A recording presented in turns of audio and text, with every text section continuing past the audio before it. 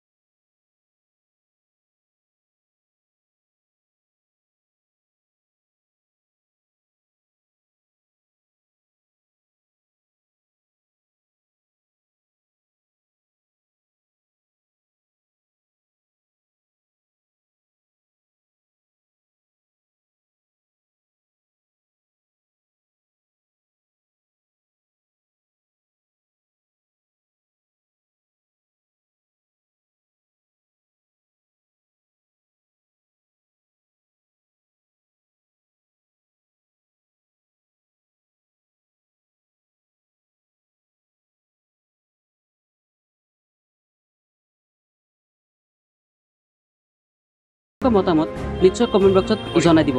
আমি আজি ধৰক কিমান দিন হৈ গ'ল জোনমণি হত্যা বুলিয়ে ক'ব লাগিব। আমি যিহেতু তেওঁলোকৰ মাজৰ পৰা এনেকুৱা কথা বহুত পুলিচৰ মাজৰ পৰা আহিছে, প্ৰত্যক্ষদৰ্শীৰ মাজৰ পৰা আহিছে, এতিয়ালৈকে কিন্তু তদন্তৰ আওতালৈ যিবিলাকৰ ওপৰত বেছি অভিযোগ আছিলে, যিবিলাকৰ ওপৰত মাতৃয়ে অভিযোগ কৰিছিলে বা প্ৰত্যক্ষদৰ্শীৰ পৰা আদি কৰি যে পুলিচৰ মানুহে অভিযোগ কৰিছিল, সেইখিনি মানুহক কিন্তু এতিয়ালৈকে তদন্তৰ আওতালৈ অনা নাই।